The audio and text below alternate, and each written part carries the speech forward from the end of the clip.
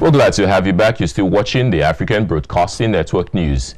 And from around the world, hundreds of Filipinos converged on the U.S. Embassy Friday to denounce Donald Trump ahead of his inauguration as President of the United States, accusing him of sexism, racism, and xenophobia.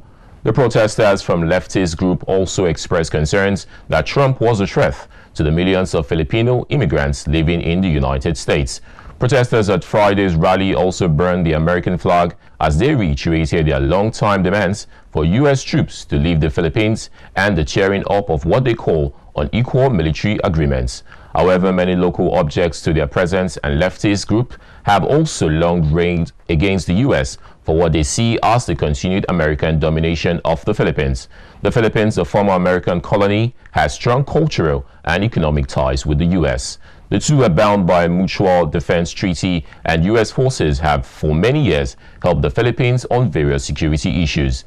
Bilateral relations have sourced under firebrand Philippine President Rodrigo Duterte, a self-declared socialist who has pivoted his nation's foreign policy towards China and Russia since taking office nearly 7 months ago. About 3 people were killed and at least 20 were injured after a car deliberately rammed into several pedestrians in the center of Australia's second-largest city, Melbourne, early on Friday. Acting Commander of Victoria Police Stuart Batterson said that a man was arrested. There was no further threats to the public and that the incident is believed to be linked to an earlier stabbing. Batterson said that the man was driving in circles at a busy intersection outside the city's main train station in the afternoon. Victoria Police said they understood the stabbing took place in Windsor on Friday morning, involving parties known to one another, that the car was driving erratically before the incident, which occurred during the city's busy lunchtime, and at least one shot was fired. Police locked down the city and suspended tram services after the incident in the heart of the popular Burke Street shopping mall area, a pedestrian and tram-only strip and home to retailers. Melbourne is currently hosting the Australian Open Tennis Grand Slam and is packed with thousands of extra tourists only a few blocks from where the incident occurred.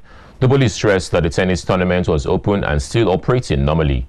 Australia, a staunch U.S. ally, has been on heightened alert for attacks by home-ground radicals since 2014, and authorities have said they have thwarted numbers of plots.